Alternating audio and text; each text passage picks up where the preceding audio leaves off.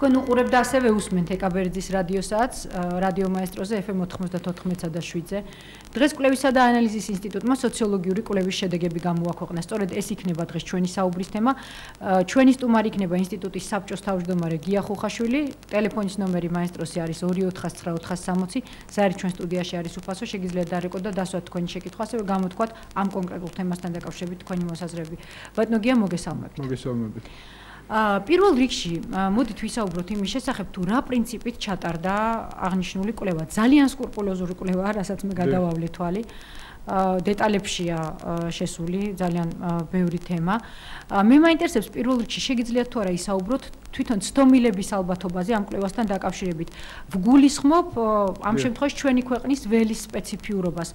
მაგალითად, რამდენად გაითვალისწინეს ველზე შიშის ფაქტორი როგორ ზემოქმედებს, ასევე სხვა ფაქტორები, რომლებმაც შეიძლება გამოიწვიოს რესპონდენტის პასუხის დამახინჯება, ან მისი ჩაკეტვა, ან თავის შეკავება პასუხისგან. კი ბატონო, სანამ გიპასუხებდეთ, მანამდე ეხა ეგ კორიდორებში გავიარეთ და ძალიან ბევრი ბავშვები, ანუ მრავლდებით თქვენ ყოველდღიურად და მე არ ვიცი ეხა კატეგორიულად აღარ ვეტყვი, მაგრამ თქო ეროსის რა, რომ შეგიშვათ იმ შენობაში რა, ნუაზის ბოროტი ძიასავით და შეუშვას მაესტრო მიფუნქციონიროს რა.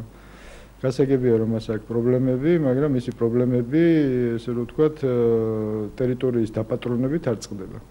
ეხლა რაც შეეხება ამ საკითხს, ეხლა მე პირველ რიგში გეტყვით რომ მე არა ვარ სპეციალისტი, მე არა ვარ სოციოლოგი, ამიტომ ძალიან პროფესიულ, ესე რომ ვთქვათ, გარჩევას ნუ მომთხოვთ ამ თემის. არა, არც არის საჭირო, აქ საჭირო. ჩვენ უბრალოდ ვიყავით ისეთი გარჩევა, რაც საზოგადოებისთვის იქნება. დამკვეთი, არ ჩავრეულვართ არანაირად, ფაქტიურად საზოგადოებასთან ერთად გავიგეთ ჩვენ შედეგები.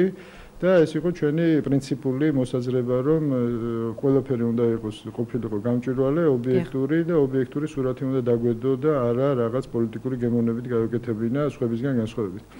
ეხლა თვითონ ცდომილებას რაც შეეხება 3000 კაციანი კვლევა ჩატარდა მთელ საქართველოში, აუცილებელი, როგორც მე მეუბნებიან, აუცილებელი მინიმუმი, როდესაც რეგიონულ ჭრილში აკეთებ, 2500 შეიძლებოდა, მაგრამ ავიღეთ უფრო დიდი რაოდენობა და 3000 კაციანი კვლევა, როგორც მეთოდიკა გულისხმობს, ანუ იქ ცდომილება საერთო ჭრილში, საერთო ქვეყნის ჭრილში არის 1.8%, ხოლო რეგიონულ ჭრილში არის 5-6%-მდე შეიძლება გაიზარდოს, ესე რომ ვთქვათ, ამ გამოკითხვის ცდომილება. თუმცა კიდევ ერთხელ ვიმეორებ, მთელი საერთო მონაცემები არარეგიონულ ჭრილში მისი ცდომილება არის საკმაოდ დაბალი. 1.8%-ის ფარგლებში ჯდება. გასაგებია, მე მაინტერესებს თქვენი აზრით რა არის ეს მთავარი ტენდენციები, რაც გიჩვენათ უკვე კვლევის შედეგებმა, ანუ მთავარი მიმართულებები, რაც ჩანს ამ კვლევაში. მთავარი და ფუნდამენტური გახლავთ ის, რომ პოლიტიკა სამწუხაროდ გახდა ორპოლუსიანი, ეს არ არის სახელმწიფო ინტერესებში, ჩვენ გვესმის დროა, რომ ქვეყანა გადავიდეს მულტიპარტიულ სისტემაზე და რეალური დემოკრატიის ესეჯობია, მაგრამ ხელისუფლება აკეთებს ყოველთვის არჩევანს, როდესაც მას აქვს ავტორიტარული მიდრეკილებები, თავისთავად ეს არ გულისხმობს მულტიპარტიულ დემოკრატიას, ანუ თუ ჩდება ძალა, აუცილებლად ხდება ორპოლუსიანი პოლიტიკა და ამის პროვოცირება არასახარბიელო სიტუაციის ისევ და ისევ ხელისუფლებამ მოახერხა. ეხლა იქ იყო ლაპარაკი, რომ თითქოს მესამე პოლუსი ვარ თუ ერთ-ერთი პარტია იძახდა, მაგრამ ეს ძალიან სასაცილოა, იმიტომ რომ მისი ელექტორალური შემადგენელი ძალიან გაღარიბდა ბოლო ერთი თვის განმავლობაში. ქრისტიან დემოკრატები თუ ისინი ბოლო კვლევებით 10%-ს აცდენილები იყვნენ და რეალურად აცდენილები იყვნენ, დღეს მათი რეიტინგი თუ სწორედ მახსოვს 4.2%-ზე, ანუ 5%-იან ზღვართან ახლოს არიან. თუმცა დანარჩენ ოპოზიციაში პირველ ადგილს ინარჩუნებენ. გუშინ გამოქვეყნდა ARI-ის კვლევის შედეგებიც, სხვადასხვა ტელეარხებმა და მედია საშუალებებმა გამოაქვეყნეს. ძირითადად მიმართულებები ერთი შეხედვით ყოველ შემთხვევაში ერთმანეთს ემთხვევა, მაგრამ სწორედ ქრისტიანულ დემოკრატიული პარტიის ვითარება არის განსხვავებული. ქრისტიან დემოკრატიული პარტიასთან დაკავშირებით გეტყვით, ხო? ჯერ ეს ერთი დავიწყოთ იქიდან, რომ მე ვერ დავარქვი ამას ARI-ის კვლევას, იმიტომ რომ ARI-ის ოფიციალურად არ დაუდასტურებია ის ციფრები, რაც ქვეყნდება. ეს არის კლასიკური გაჟონვა ინფორმაციის და ამაზე გარკვეული პროპაგანდისტული ხაზის აწყობა და ათასნაირი ინტერპრეტაციები. ხო, ჩვენ ისიც ვნახეთ, რომ სხვადასხვა საინფორმაციო წყარო ერთმანეთს გამომრიცხავ ციფრებს აქვეყნებდა.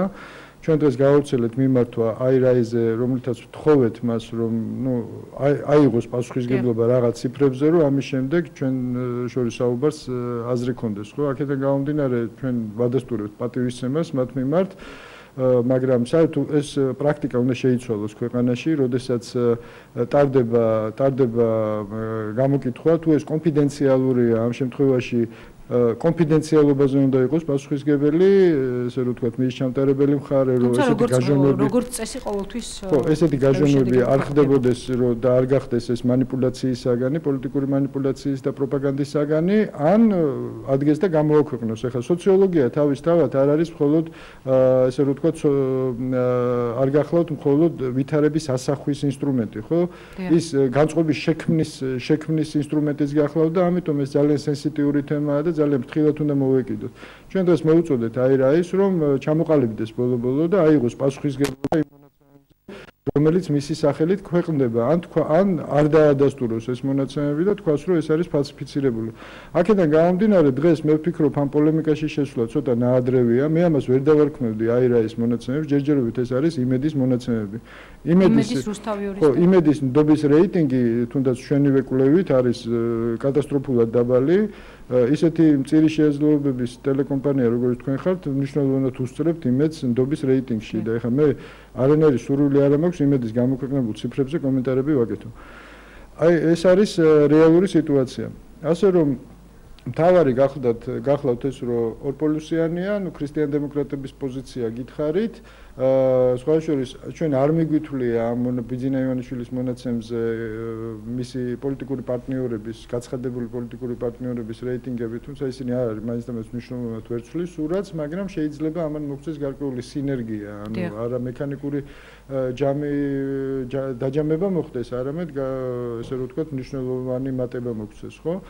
ჩვენ ამ მიმართულებით, რა თქმა უნდა, გავაგრძელებთ მომავალშიც კვლევებს და იმედი მაქვს, რომ იგივე აირაი თუ სხვა ინსტიტუტები ხო რაღაცნაირად ვითანამშრომლებთ, შევთანხმდებით თამაშის წესებზე, იმისათვის, რომ არ მოყვეს სხვა ტიპის სპეკულაციები სხვადასხვა პოლიტიკური ძალების მხრიდან, სხვა შორის. იგივე ქრისტიან-დემოკრატებს რაც შეეხება, ეგ არის ნდობის რეიტინგი. არაკორექტული პოზიცია აბსოლუტურად, ჩემის აზრით ეს კითხვა არის აბსოლუტურად არაკორექტული და მე შევეცდები აგეხსნათ რატომ, ხო? იქ არის მოცემული, რომ ქრისტიან-დემოკრატების ნდობის რეიტინგი არის ძალიან მაღალი, 22%-მდე. ბიძინა ივანიშვილსაც 1%-ით უსწრებს. პირადად თარგამაძეზე აქვს. ეხლა უყურეთ აქ რატომ არის ეს არაკორექტული, ხო?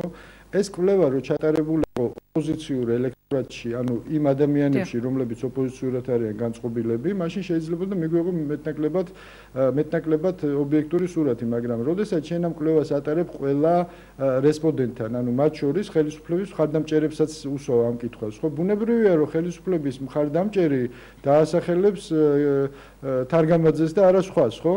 ანუ манипулირებულ აბსოლუტურად არაფრის მთქმელ რეიტინგს იღებ, გამომდინარე იქიდან, რომ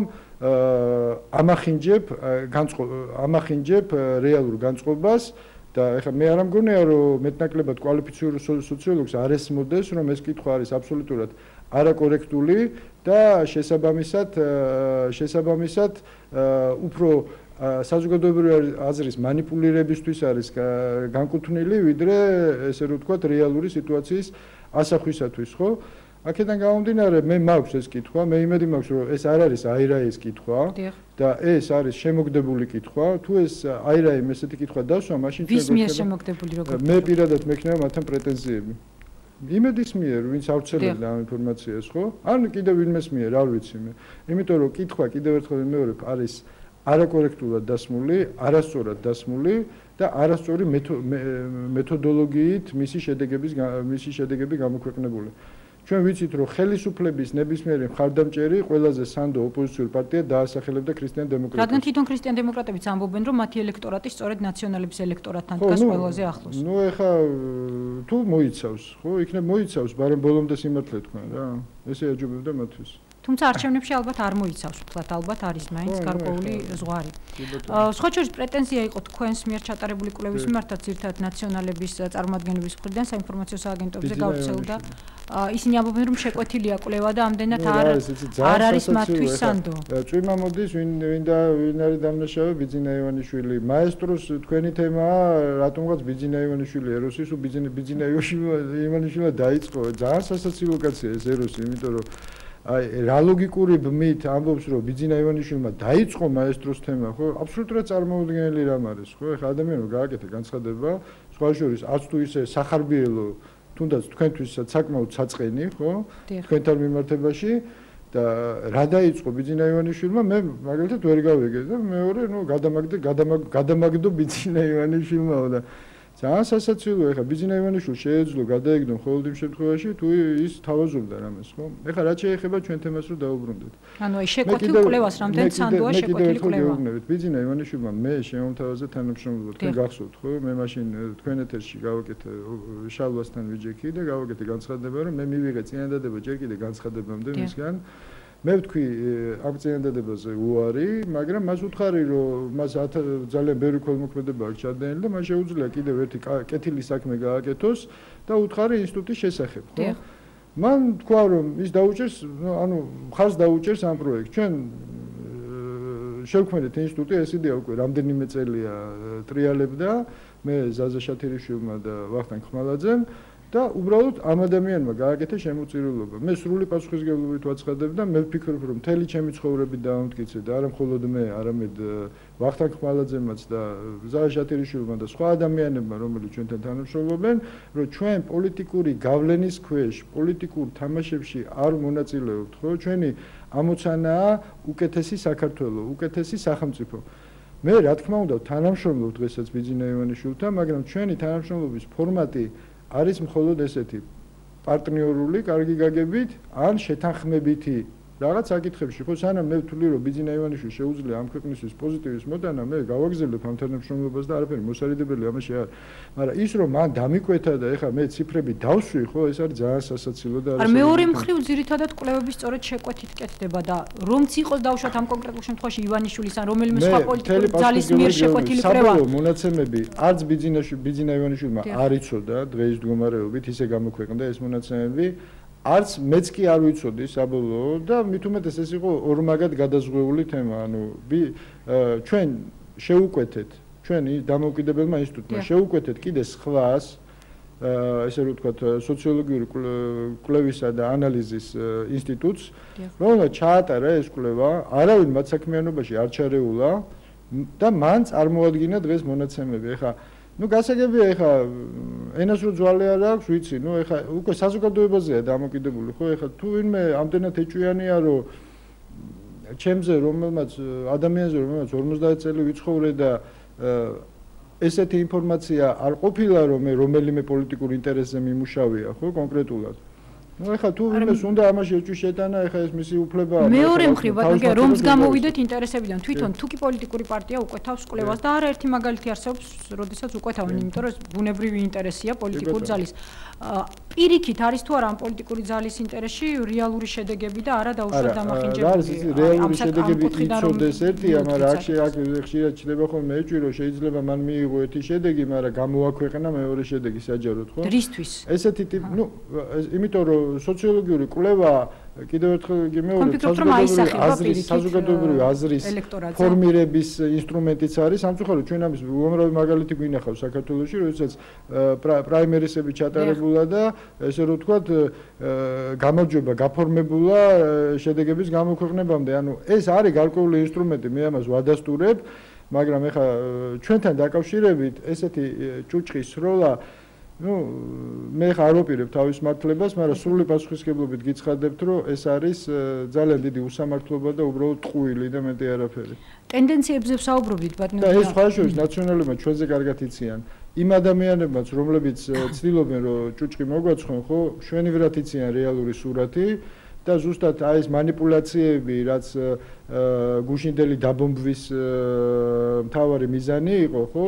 ემსახურებოდა ეგრეთ წოდებული ამ ორპირი ქარის შექმნას, რომ ამით დაებნიათ საზოგადოება, მათზე კიდევ ერთხელ პროპაგანდისტული ზეგავლენა მოეხდინათ, გარკვეულწილად გადაეფარათ ჩვენი კვლევის შედეგები, ჩვენს მიერ დაკვეთილი კვლევის შედეგები და ნუ აი ესეთი манипуляციებით, ინსინუაციებით, პროპაგანდისტული სვლებით, იმის მტკიცებით, რომ მე კი ცუდი ვარ, კარგი არა ვარ, მაგრამ სხვაც ცუდია. ანუ ეს არის მეთოდიკა, ტექნოლოგია, რომელთაც ისინი ცდილობენ და სამწუხაროდ ჯერჯერობით აღწევენ თავის მიზანს, რომ იყვნენ ხელისუფლებაში, მეტი არაფერი. ტენდენციებზე ვსაუბრობდით და ალბათ მთავარი ტენდენცია, რაც შეიძლება აჩვენოს კვლევამ, ეს არის როგორ არის ელექტორატი გადანაწილებული. თქვენ ბრძანეთ, რომ ორი ძირითადი ძალა გამოიკვეთა ამ კვლევის შედეგად. მაგრამ დაუკვირვებელი თვალითაც ჩანს ისიც, რომ გამოიკვეთა კიდევ ერთი ტენდენცია, ანუ ის, რომ ივანიშვილმა წაიღო ძირითადად ოპოზიციის ხმების. თქვენ კვლევაში ასევე განსხვავებით აირაის კვლევისგან ჩანს, რომ მან წაიღო ქრისტიან-დემოკრატების ხმებიც. მთლიანად არა, მაგრამ რაღაც მცირე ნაწილი. რაც ბუნებრივი იქნებოდა. ეხლა აირაის კვლევას მე ამას არ ვეძახ, იმედის კვლევას დავიწყებ, ხო? ასე იყო გუშინ იმედის კვლევა ალოგიკურია მინიმუმ რო ვთქვათ, იმიტომ რომ ჩვენ ვიცით, ვინ არის ქრისტიან-დემოკრატების ამორჩეველი და სხვების თუ წაიღო, ეხლა შეუძლებელი იყო რომ ისე არ წაიღო, ხო? და ამას არ გავაგრძელებ დიდხანს. დიახ, სხვა რამე მინდა გკითხოთ, ანუ რაც შეეხება ნაციონალური მოძრაობის ელექტორატს. რა ხდება მასთან მიმართებაში? ანუ აისახა თუ არა ივანიშვილის პოლიტიკური ძალის შემოსვლა პოლიტიკურ ველზე, რამენაირად ნაციონალების ამომრჩეველზე. ჩვენ გვაქვს ორ ინდიკატორს გეტყვით, ხო? რითაც ვადგენთ, რომ ეს გარკვეულწილად სუსტად, მაგრამ უკვე დაიწყო ეს პროცესები, დაუშვათ ჩვენ გვაქვს ცხრილი, სადაც დგინდება, რომ რითაც დგინდება, რომ დაახლოებით 3.3% თუ სწორად მახსოვს ნაციონალების ამომრჩეველი გადაბარგდა, ესე რომ ვთქვათ, ბიძინა ივანიშვილის ბანაკში და გვაქვს მეორე ინდიკატორი, როდესაც ჩვენ დასაქმების ჭრილში განვიხილავთ ბიძინა ივანიშვილის ელექტორატს, დასაქმების ჭრილში სახელმწიფო სამსახურში მომუშავეთა 21% ღიად და საჯაროდ აცხადებს, რომ ის არის ბიძინა ივანიშვილის ამომრჩეველი. მე მგონი საინტერესო მონაცემია, ხო ესეა, ჩვენ ვიცით რა ხდება სახელმწიფო სექტორში და როდესაც ესეთი ტენდენციებია დაწყებული, ეს უკვე მე ვფიქრობ ხელისუფლების სერიოზულად დასაფიქრებელია. მე მეცაც გეტყვით, ტექნოლოგიები ხელისუფლების დღეს აირაის კვლევებით კი არ ზიან. ჩვენი კვლევები უჭირავთ და ამას რა თქმა უნდა ხმამაღლა არ იტყვია, მაგრამ აი ამ კვლევების შედეგებით გააკეთებენ რეალურად დასკვნას, იმიტომ რომ იციან, სად არის რეალური კვლევა და სად არის манипуляცია. თუმცა ბატონო გია, თქვენი ოპონენტები აფიქსირებენ ასეთ მოსაზრებას, რომ ასეთი მაღალი რეიტინგი ამ ეტაპზე, ანუ ახლად შემოსული პოლიტიკური ძალისთვის ეს პრინციპში მიიჩნევა მაღალ რეიტინგად. განპირობებულია ეიფორიით, რომელიც არის საზოგადოებაში და აკეთებენ პროგნოზს იმის შესახებ, რომ ეს რეიტინგი შეიძლება საერთოდ სხვანაირად შეიცვალოს. მე მაინტერესებს, მიგაჩნიათ თუ არა ეს დასაშვებად და თუ ეს ასეა, როგორ უნდა შენარჩუნდეს ან გაიზარდოს ეს რეიტინგი თქვენი აზრით? როდესაც ესე სწრაფად ხდება პოლიტიკაში შემოვარდნა, ხო, ფაქტიურად ორი თვეა გასული. ეს კვლევა სხვა შორის ჩვენი კვლევა ჩატარდა ერთი თვის თავზე. და ჩვენი კვლევა ჩატარდა, უпроსტოდ ჩვენი კვლევა უფრო ცხელია, უფრო ახალია, ვიდრე თუნდაც აი ეს გუშინ გამოქვეყნებული კვლევები, გუშინ გამოქვეყნებული კვლევები, ანუ უფრო ახლოს არის დღევანდელობასთან. ესეთი რისკი, როდესაც ესე სწრაფად ხდება, ხო, აწევა, ანუ სწრაფ მატებას რისკი იმისა, რომ სწრაფი კლება მოხდეს, რა თქმა უნდა, ამ დროს ძალიან მაღალია, იმიტომ რომ სტაბილურობა ჯერ პოლიტიკურმა ძალამ უნდა აჩვენოს. მით უმეტეს პარტია საერთოდ არც არის შექმნილი ჯერჯერობით, ხო? ჯერჯერობით ეს არის იმედზე დაფუძნებული კონსოლიდაცია საპროტესტო ელექტორატის, რომ გაჩნდა პოლიტიკური პროცესის იმედი. აქედან გამომდინარე, რისკები, რა თქმა უნდა, ძალიან მაღალია, მე გეთანხმებით ამაში. მაგრამ თუ არ იქნა ფატალური შეცდომები დაშვებული ბიძინა ივანიშვილის მხრიდან, თუ მისი ნაბიჯები პოლიტიკაში იქნა სწორი, კარგად გააზრებული და აწონდაწონილი და ჯერჯერობით მე საწინააღმდეგო საფრთხეს ვერ ხედავ სიმართლე გითხრათ, ხო, თუ მცირე შეცდომებს არ გავითვალისწინებთ. აქედან გამომდინარე თეორიულად ამის რისკი, რა თქმა უნდა, ძალიან მაღალია, მაგრამ იმედი უნდა ვიქონიოთ და უნდა ვიფიქროთ, რომ არ იქნება ისეთი შეცდომები დაშვებული, რომელიც ამ რისკების რეალიზაციას მოახდენს. ერთია შეცდომების არ დაშვება, ბატონო, მაგრამ მეორეა, ანუ წინსვლა შესაბამისად, შესაბამისი დაუშვათ პოლიტიკური ტექნოლოგიების თუ PR-ის ელემენტების გამოქვეყნება იმისთვის, რომ შენარჩუნდეს და გაიზარდოს კიდევ უფრო რეიტინგი. შეცდომების არ დაშვებაში გულისხმობ ზუსტად იმას, რომ უნდა იყოს წინსვლა, ხო? შეცდომა ერთ ადგილზე დგომა შეცდომაა. აქედან გამომდინარე, რა თქმა უნდა, ეს ტექნოლოგიური სამუშაოა, ძალიან სერიოზული სამუშაოა, მოწინააღმდეგე ძალიან ძლიერია ამაში, ჩვენ ვიცით, ხო და ის გარდა პოლიტიკური მეთოდებისა ძალიან ბევრ სპეცმეთოდსაც იყენებს, ხო, რომელიც სამართლის ზღვარზეა და ამის უამრავი მაგალითი უკვე ვნახე და კიდე რას ვნახავდა, რა გველოდება წინ, არ ვიცით.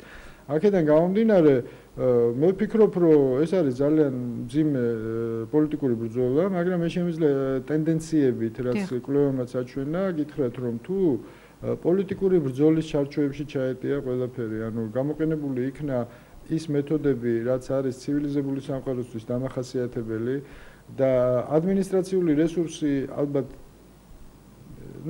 რაღაც დოზით გამოყენებული იქნა და განუკითხაობას არ ქონდა ადგილი.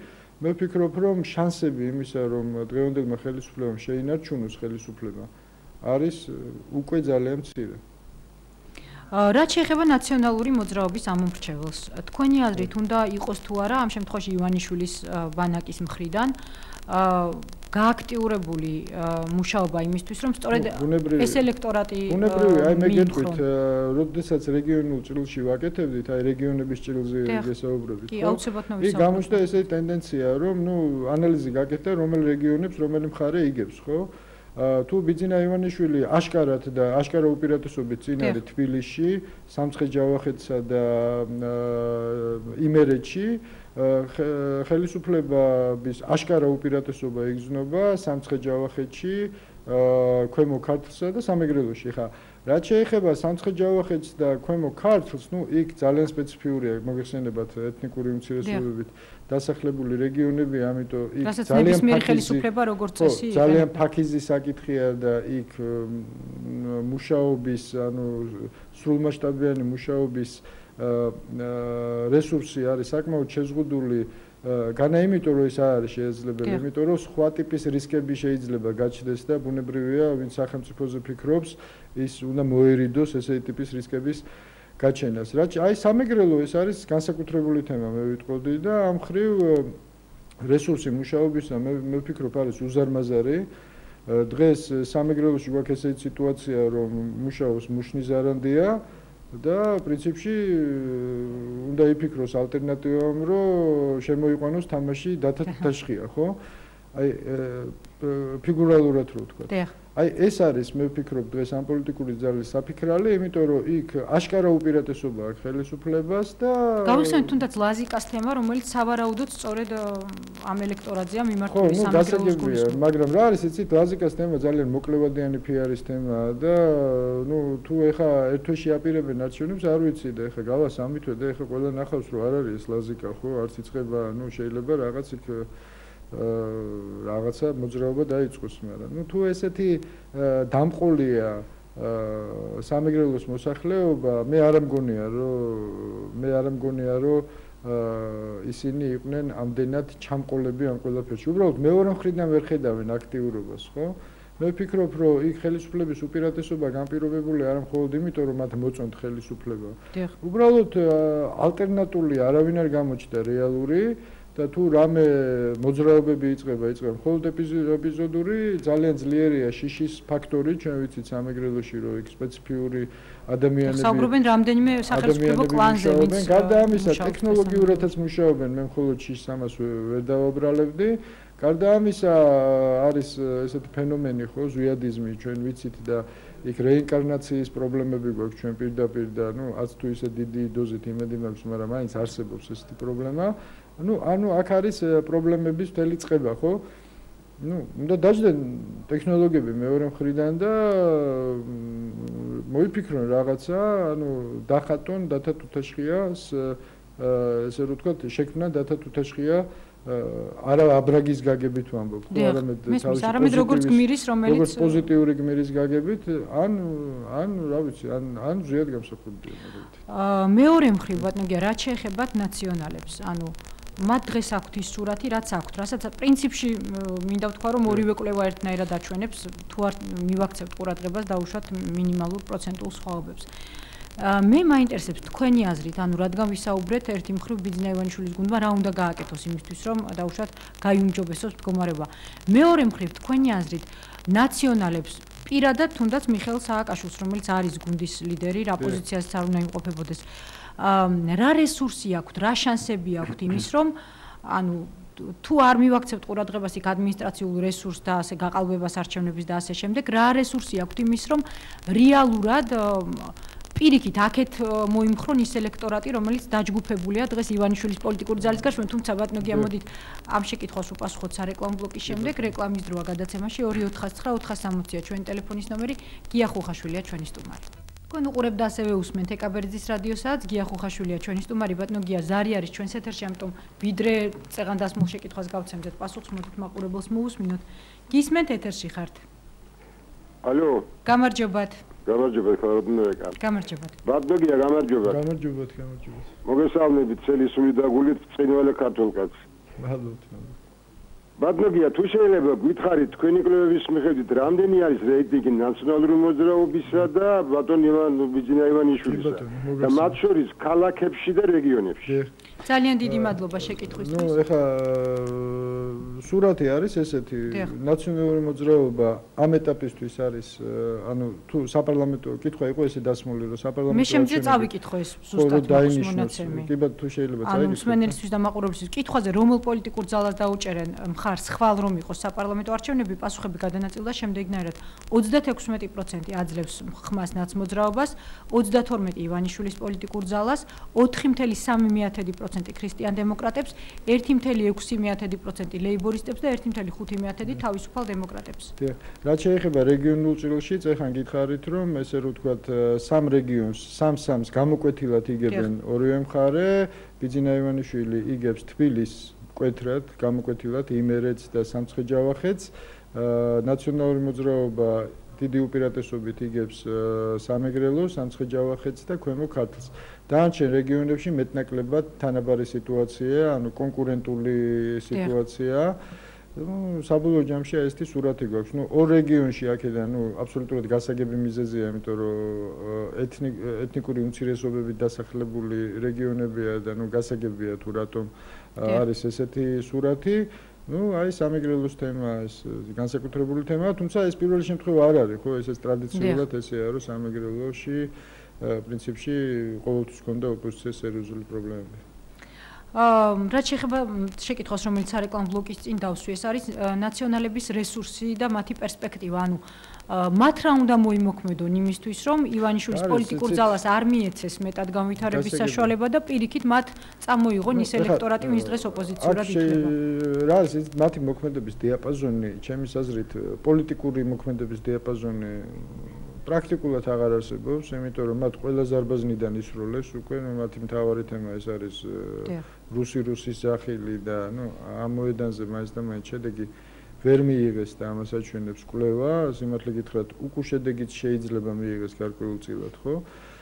გარდა ამისა, შეთქმულების თეორია და ასე შემდეგ აქაც გაუჭირდათ, იმიტომ რომ ბიძინა ივანიშვილი არ მიყვება მათ ქუჩაში, ამის მცდელობაც იყო. კიდე სხვა სპეცტექნოლოგიები, პირდაპირ პოლიტიკური მოქმედების დიაპაზონი მათ არ აქვთ და სპეცტექნოლოგიები ძალიან შეზღუდული აქვთ უკვე. თუმცა კარგად იციან მათ პოლიტექნოლოგიებს, ბატონო გია. ეს კარგად იციან, მაგრამ ბიძინა ივანიშვილის უნიკალურობა ზუსტად იმაშია, რომ იმ მოედანზე არ ადის, სადაც ნაციონალური მოძრაობა ეპატიჟება. პარადოქსული სიტუაციაა შექმნილი დღეს საქართველოში. ნორმალურ ქვეყანაში ამას არავინ არ დაიჯერებს, როდესაც ხელისუფლება ეხვეწება ოპოზიციას, რომ გამოდი ქუჩაში და ოპოზიცია ქუჩაში არ მიყვება, ხო?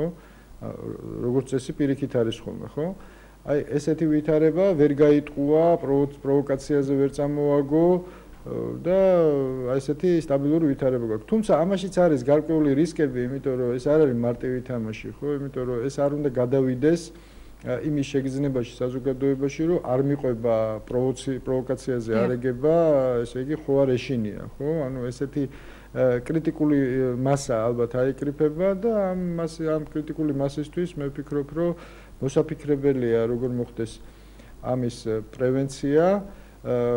ბიძინა ივანიშვილი ჯერ არ გაშლილა, რასაც ქვია რეგიონებში არ გაშლილა, მისი სტრუქტურები არ გაჩენილა, ხელისუფლება ემზადება რეგიონებში დასარტყმელად მისი სტრუქტურების რა ძალიან კარგად აპრობირებული მეთოდი აქვს, ხო, იქ ნარკოტიკები, იარაღები და ასე შემდეგ და ასე შემდეგ ამის ტრიალი დაიწყება და აი ეს არის ძალიან მნიშვნელოვანი მომენტი. თუმცა გამომდინარე იქიდან რომ მე ვამბობ ხოლმე და ბატონ ბიძინასაც უთხარი ხა თუ არა მეგონი არ გაბრაზდება თუ ვიტყვი ხო რომ ანუ ბიძინა ივანიშვილი აი ორი ამერიკული პროდუქტი არსებობს ხო საქართველოში აქამდე მუდმივად პოლიტიკური პროდუქტი იყო ჰამბურგერის სახით ნუ რომელიც მაკდონალდსში იყიდება ნუ ხედავ შენობას და მისი დაბომბვა ხელისუფლების მხრიდან იყო ძალიან ადვილი ბიძინა ივანიშვილი არის პოლიტიკური პროდუქტი ხო ისეთი რომელიც არის უფრო კოკა-კოლას და ეს წინს ხოლმე ყველა ადამიანს იმიტომ რომ კოკა-კოლა საწამლავია ხო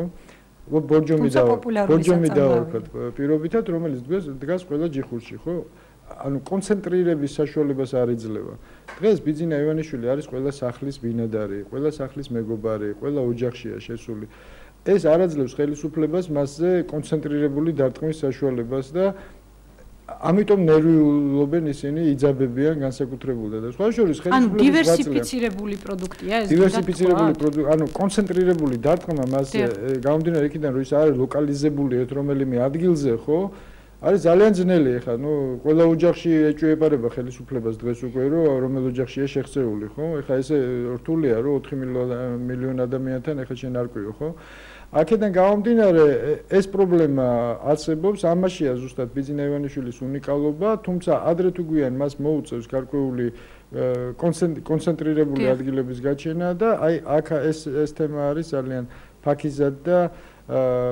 და სწორედ გასავლელი ჩემის აზრით. ნუ როგორც ჩანს წინ იქნება საკმაოდ სერიოზული ორთაბრძოლა იქ იქნება ჩართული პიარი, ნუ თქვა პოლიტექნოლოგიები და ასე შემდეგ. ხომ არ მიგაჩნიათ რომ ერთ-ერთი და შეიძლება ყველაზე მნიშვნელოვანი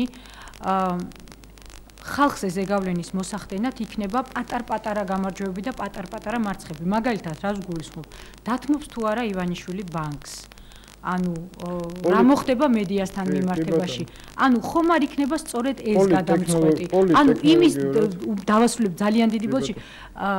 ხომ არ იქნება ზეგავლენის თვალსაზრისით გადამწყვეტი ის, რომ დაუშვათ ამ შემთხვევაში ივანიშვილმა თუ მის გარშემო შემკრებულმა ოპოზიციურმა ძალებმა აჩვენონ ელექტორატს ის, რომ ისინი არ თმობენ არაფერს და ანუ მოიპოვებენ მუდმივად მცირე გამარჯვებებს. კი, ეს არის ძალიან მნიშვნელოვანი პოლიტექნოლოგიური გაგებით, მაგრამ აქაც მე გეთანხმებით, რომ მცირე გამარჯვებების მიღწევა ეს არის ძალიან მნიშვნელოვანი, რომ წმენა შენდამი გაიზარდოს, თუმცა იგივე პოლიტექნოლოგიური გაგებით შესაძლებელია, რომ მეორე კუთხით რო შევხედოთ, ხო? თუ შენ უსამართლობა გამარცხებს მაგრამ უკან არ იხევ. მაგრამ ეს უსამართლობა ამ შემთხვევაში კონცენტრირებულია ხელისუფლებაში, ბატონო. გასაგებია, ანუ თუ შენ უსამართლობა გამარცხებს, მაგრამ ამას უყურებ გარკვეული ირონიით, აი მაგალითად გაგახსენებთ, როდესაც გაიტაცეს საინკასაციო მანქანა, ხო? რა იყო ბიძინა ივანიშვილის კვეცა? გაიტაცეს და ეს ფული ეხაც ხელისუფლებას აქვს. ნუ თითქოს დამარცხდა, ხო? ანუ ძალათი წააგდეს. მაგრამ არ დამარცხებულა, რადგან ბანკი არ წაუთმევია ჯერჯერობით. ხო, ბიძინა ივანიშვილმა ამაზე განაცხადა, რომ არაუშავს მე კიდე მაქვს 5 მილიარდ 900 რაღაცა მილიონი, ანუ გარკვეულწილად ირონიით შეხედა. ბანკთან დაკავშირებითაც ეხა თუ ხელისუფლებას გონია, რომ ეხა ბანკის პრობლემებით ეხა ბიძინა ივანიშვილს სერიოზულ პრობლემებს შეუქმნის, ესე არ არის, ხო, იმიტომ რომ მისი მასშტაბები ბევრად მეტია ვიდრე ქართულ ბანკი, მისი როგორც ბიზნესმენის მასშტაბები და არა ოლიგარქის როგორც ხელისუფლება ეძახის. ოლიგარქი მათ ყავთ თავის წიაღში. ოლიგარქი არის ადამიანი, ბიზნესმენი, რომელიც ხელისუფლებასთან თანამშრომლობით აღწევს ბიზნესში წარმატებას, ამ შემთხვევაში ბიძინა ივანიშვილი არ თანამშრომლობს ხელისუფლებასთან, პირიქით ოპოზიციონერია და აქედან გამომდინარე ეს ტერმინი ჩემის აზრით ან არიციან რაზე ლაპარაკობენ, როდესაც ამას თუმცა ისინი რუსული გაგებით ამბობენ ამას ბატონო. გამიშო რუსული გაგებითაც ამას ნიშნავს ოლიგარქი ჩემის აზრით. ანუ ისინი გულისხმობენ რომ ამ გზით იშოვა ბიძინა ივანიშვილმა რუსეთში ფული, თუმცა ამას ახლა არ აქვს. თუმცა იშოვა კი, მაგრამ დღეს ის ოლიგარქი არ არის, შეიძლება იყოს როდესღაც ოლიგარქი, ან არ იყო ხო, მაგრამ დღეს ის ოლიგარქი არ არის. აქედან გამომდინარე, აი ესეთი სიტუაცია, ანუ გეთანხმებით რომ მცირე წარმატებების გზა არის სწორი გზა, მაგრამ მე ძალიან სკეპტიკურად ვუყურებ რომ ამ ხელისუფლებასთან მცირე გამარჯვებების მიღწევა შესაძლებელია, იმიტომ რომ ეს ხელისუფლება თავისი ბუნებიდან გამომდინარე, ხო? ესეთი პრინციპი აქვს ნიშაგუნაზად, როგორც რუსები იტყვიან, რევოლუციური, კომისრული მიდგომა აქვს, ხო? აქედან გამომდინარე, მათ ეშინიათ მცირე დათმობაც კი, იმიტომ რომ თვლიან რომ ამ მცირეს მე ძალიან დიდი მოყვება. შესაბამისად, მე არ მიმაჩნია ეს სტრატეგია სწორად. მიმაჩნია ეს სტრატეგია არის სახიფათოც, იმიტომ რომ მცირე გამარჯვებაც რომ მოიპოვა ამ ხელისუფლებასთან უნდა შეხვიდე ძალიან სერიოზულ ბრძოლაში და კონფლიქტში, რამაც შეიძლება მოახდინოს ზუსტად იმის პროვოცირება, რა ძალიან არასასურველია, ანუ პროცესების ქუჩაში გამოსვლა მოქმედებაში, ანას შემდეგ და შემდეგ. თავარი ამოცანა დღეს არის ჩვენ როგორმე მივიდეთ არჩევნებამდე დიდი დანაკარგების გარეშე. არჩევნებზე ხელისუფლების ბედი გადაწყვეტილია. რაც არ უნდა ადმინისტრაციული რესურსი გამოიყენონ, მე ვფიქრობ, რომ თუნდაც იმ რეიტინგებში, ხო, რომელიც ჩვენ გამოვაქვეყნეთ და ბოდიში პროფესიონალებზე შეიძლება რაღაც ცოტა იმას ვქნა, ხო, თუმცა ჩვენ ინდიკატორები ტყუილის გამოვლენის ჰქონდა გარკვეულწილად ეს გაფილტრული გვაქვს გარკვეულწილად, ხო? მაგრამ შიშისტების წილი მაინც დიდია, ანუ ის შიშისტები მე ვფიქრობ, რომ არიან ის ადამიანები, ვინც დღეს მაინც და მაინც ღიად არ საუბრობენ, მაგრამ ტენდენცია ჩემის აზრით არჩევნებამდე თუ რაღაც კატაკლიზმები არ მოხდა, დიდი შეცდომები არ იქნება ბიძინა ივანიშვილი მზარდი და ხელისუფლება კლებადი. გამომდინარე იქიდან რომ ხელისუფალს არჩევანიც აქვს გასაკეთებელი, იმიტომ რომ ჩვენ ვიცით, ხო, იქ ხან ერთი კანდიდატი სახელდება, ხან ორი, ხან მესამე და ეს კანდიდატები ნერვიულობენ უკვე, ისინი არჩევნებამდე მოსთხოვენ აუცილებლად პრეზიდენტს არჩევანს. ვინ საბოლოო ჯამში? გიგი უგულავა, დავით ბაქრაძე, შაშკინი, რა ვიცი კიდევ, ხო? ანუ ვიზე აკეთებს საომავლოდ, ვიზე ჩამოდის ფსონს, ხო? ხელისუფალს მე ვფიქრობ, რომ არჩევნებამდე მოუწევს ამ არჩევანის გაკეთება, როგორც კი ეს, ანუ ის კონსოლიდაციას თუნდაც შიგა სივრცეში ინარჩუნებს ზუსტად იმის ბაზაზე, რომ ყველას იმედი აქვს ჯერ რაღაცის. აი, როგორც კი ის არჩევანს გააკეთებს, მე ვფიქრობ, გარდაუვალია კიდევ უფრო სერიოზული ბზარების გაჩენა ხელისუფლებაში, ვიდრე დღეს გვაქვს სიმპტომატურად მხოლოდ წარმოდგენილი დღევანდელ სინამდვილეში. და ის რომ გვაქვს სიმპტომატურად სადგურინდება, შეიძლება 6 თვე, მაგრამ უფრო 1 წელი ჩემის აზრით, როდესაც ძალიან ბევრი სიურპრიზი შეიძლება მოხდეს. რატომ თქვენი აზრით დღევანდელი სურათიდან გამომდინარე და თუ თქვენი ლოგიკიდან გამომდინარე ვიმსჯელებთ, რომ ანუ ბიძინა ივანიშვილი გაძლიერდება არჩევნებამდე და ნაციონალები პირიქით დასუსტებიან. ამ შემთხვევაში უფრო მეტად თუ 100 აქვს ხელისუფლებასაც გაცნობიერებული ამბობენ. ხომ არ არის უფრო მოსალოდნელი სწორედ ვადამდელი არჩევნები თუ ხელისუფლება გეთანხმებათ ამაში? რა არის, იცით, ერთის მხრივ ესეთი ლოგიკა შეიძლება იყოს, რომ და ეს ინფორმაცია გამოდის, ხო, რომ აი გაზაფხულზე დანიშნავენ არჩევნებს ამას იზამენ. მე არ გამოვრიცხავ, რომ ვადამდელი იქნას, მაგრამ ეს პრობლემას ვერ გადაწყვეტს. ხვალაც რო ჩაატარონ არჩევნები, ხო, მაინც დიდი პრობლემა აქვს. ანუ არჩევნების გადმოწევა თავისთავად გარკვეულ ტექნიკურ პრობლემებს ივანიშვილს შეუქმნის, მაგრამ ხელისუფლებისთვის ეს ისეთივე არისკოა, როგორც არსებულ ვადების ჩატარება. პლუს ამას ემატება ფსიქოლოგია ჩვენი ხელისუფლების, რომელიც ახლა ამ 6 თვის რამდენი იბრძოლეს, ხო, გახსოვთ, ხო, პარლამენტმა ესე იგი 6 თვით გაიხანგრძლива თავისი მოღვაწეობა და ხელფასები და ყველაფერი და ახლა ამის უკან გადმოთამაშება ძალიან სასაცილო იქნება. და თან თუმცა გააჩნია რამდენად არეთმობათ თვითონ ხო იციან რომ გარანტირებული ხელისუფლების დარჩენა არა აქვთ როგორია კიდე 6 თვით ძალიან ტკბილია კიდე მინიმუმ 6 თვით გახანგრძლივება იმ სიკეთეების რაც მათ აქვთ. გარდა ამისა, ისინი მაინც უნდა ემზადონ რაღაც პროცესებისთვის, ანუ ქონებრივების გადანაწილება, დამალვა, მიჩქმალვა, რეალიზაცია, ყოველი შემთხვევაში რა იცი რა ხდება, ხო? ამას დრო ჭირდება. ამას ესე სწრაფად ესენი ვერ მოახერხებენ. აქედან გამომდინარე, გამოდის ეს ინფორმაცია, რა თქმა უნდა, მე ვფიქრობ სპეციალურად გამოდის ოპოზიციის მიმართულებით, რომ დისონანსი შეიტანონ და დაგეგმარებაში, ესე რომ ვთქვათ, სწორედ დაგეგმარებაში ხელი შეუშალონ, მაგრამ რეალურად ამ ხელისუფლების ბუნებიდან გამომდინარე, მე ძალიან სკეპტიკურად ვუყურებ, რომ იქ ეგეთი გადაწყვეტილება მიიღო. თუმცა არ გამოვრიცხავ. ზარია ისევ ჩვენს ეთერში ბატონო. გისმენთ ეთერში ხართ? გამარჯობათ. ალო. დიახ, გისმენთ. ალო. იქნებ მოშორდეთ ტელევიზორს და რადიო მიმღებს. აი თქვენი გამოკითხვების შედეგები მაინტერესებს თუ ჩაატარეთ ან აჭარაში ან კახეთში რა რეგიონები ახსენეთ და იმიტომ ძალიან დიდი მადლობა. ესე იგი მე ძალიან მარტივად გეტყვით, მე ეს ორი რეგიონი დავასახელე როგორც კონკურენტული, ანუ კონკურენტული კახეთში წინ არის ბიძინა ივანიშვილი, აჭარაში მცირე სხვაობით, ასევე მცირე სხვაობით აჭარაში წინ არის ნაციონალური მოძრაობა. სხვა შორის აჭარა ძალიან საინტერესო იყო, იმიტომ რომ ჩვენ სინამდვილეში ველოდით, რომ აჭარაში გამომდინარე, ესე რომ ვთქვათ, იმ პრიორიტეტებიდან, რაც ხელისუფლებას აქვს, უარესი სურათი იქნებოდა და ძალიან გაგვიკვირდა, როდესაც იქაც დაახლოებით თანაბარი შედეგები მივიღეთ. თუ კვლევას დაუბრუნდებით ბატონო გია, ერთ-ერთი მნიშვნელოვანი ფაქტორი, რაც ძალიან ზემოქმედებდა ნებისმიერი არჩევნების შედეგებზე, ეს იყო ნიჰილიზმი ამ მრჩეველში. ამ ხრივ როგორი სურათი აჩვენა კვლევამ? ხო, ამ ხრივ ეს ძალიან საინტერესო ინდიკატორია, ძალიან კარგი კითხვაა. სხვა შორის აირაის კვლევა რო გამოქვეყნდა, ხო, იქ ძალიან საინტერესო რაღაცა იყო, მათ ესე იგი მიჭირს კითხვაზე პასუხის გაცემა, დაახლოებით 26%-იან ზღვარზეა დაფიქსირებული, რაც გარკვეულ კითხვის ნიშნებს ბადებს ჩვენში და მაგრამ არ მინდა მე წინასწარ ეს კითხვები დავსვა, როდესაც ისინი დაადასტურებენ ამ ციფრს, ხო? მერე გარკვეული კითხვები ჩვენ გვექნება მათთან და ძალიან მაინტერესებს რა პასუხებს გასცემენ, ხო? ჩვენი კვლევით ეს ციფრი არის ძალიან დაცემული, დაახლოებით 13%-იან ზღვარში, ანუ 13%-ში ტრიალებს.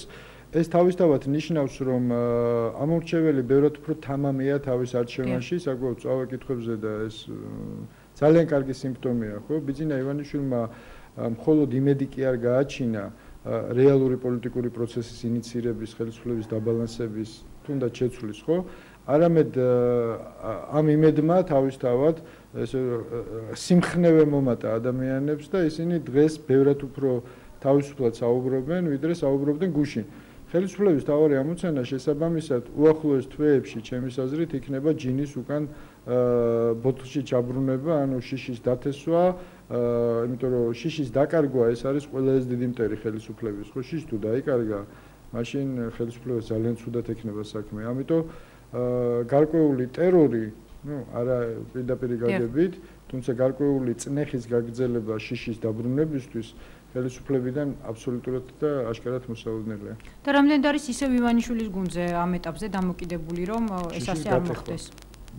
დამოკიდებულია იმ წარმატებულ ნაბიჯებზე, მედებებზე, რასაც ჩვენ ყველა ველოდებით ივანიშვილისგან. და კიდევ ერთი მონაცემი, რასაც მინდა შევეხოთ, ეს არის პრემიერობის საკითხი, ანუ რა ვის რა მხარდაჭერა აქვს ამ თვალსაზრისით. გამოკითხულთა 26.1%, 26.1% ივანიშვილს ისურვებდა, 24.2 ანუ უფრო მეტი ისურვებდა მიხეილ სააკაშვილს, ალასანიას აქვს 7.8%, თარგამაძეს 6.8%. როგორ გაანალიზებთ ამ შედეგს, ანუ მიხეილ სააკაშვილი საკმაოდ ბევრ ადამიანს უნდა. ხო, ეხლა მას აქვს თავის ელექტორალური ბაზა, ამაზე ჩვენ ვილაპარაკეთ. ფაქტობრივად აქ შუაზეა გაყოფილი. ვილაპარაკეთ, ხო, ფაქტობრივად ცდომილების ფარგლებშია ეს სხვაობა. ბიძინა ივანიშვილი წინ არის დაახლოებით 2%, თუმცა გამომდინარე იქიდან რომ ცდომილების ფარგლებშია ეს ყველაფერი, ჩვენ შეიძლება ვისაუბროთ დაახლოებით თანაბარ შედეგზე.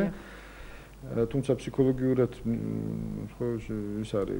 აქედან გამომდინარე, მე ვფიქრობ ეს საკმაოდ ლოგიკური შედეგია, იმიტომ რომ სხვა კითხვებიდან გამომდინარეობს, რომ თავისი ელექტორალური ბაზა სააკაშვილს აქვს, მას აქვს ამბიცია დარჩეს ხელისუფლებაში.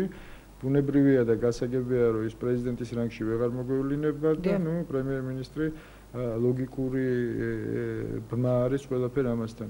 ასე რომ ეს მონაცემი მე ვიტყოდი საკმაოდ ლოგიკურია, თუმცა გამოკითხულთა ძალიან დიდი რაოდენობა ფიქრობს, რომ ბიძინა ივანიშვილი უკეთესი მენეჯერია. ვიდრე მიშა სააკაშვილი და სიმართლე გითხრათ, მე არ მინდა სუბიექტური ვიყო, მაგრამ მეც დავადასტურებდი, ხო? ანუ ჩემი ხმაც ალბათ იქ იქნებოდა, რომ მენეჯმენტის თვალსაზრისით, რა თქმა უნდა, ეს არის როგორც სადა დედამიწა.